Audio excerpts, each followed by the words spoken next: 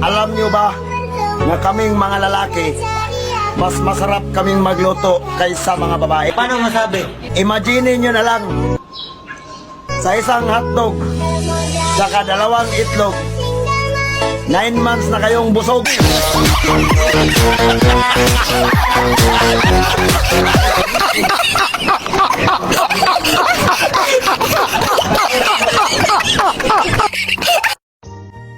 Sabi nila, gumaganda daw ang taong may jowa.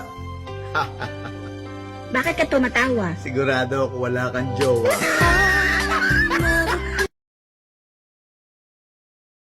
Palibasa hindi ka matalino. Hoy, mas matalino ako sa'yo. Hello! Honor student kaya ako at sunod-sunod yon, elementary honor, high school honor, sunod-sunod, consequence honor. Consistent! Pag sunod-sunod, consistent! Sa amin, consequence. Kung kanino tumapat yung bote, siya yung honor.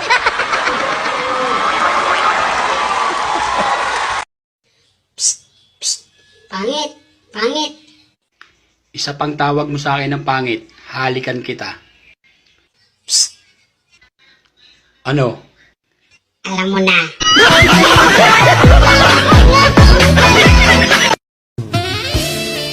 Ang boring naman, walang magawa.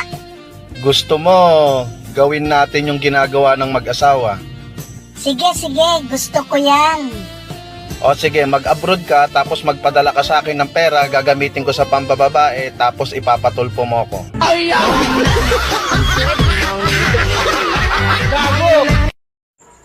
Gusto mo bang maging makulay yung Pasko mo?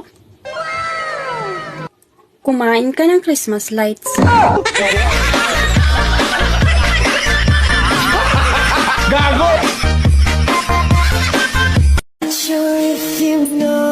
Bes, ano sa English yung mahal kita? I love you. Bakit kanya niloko?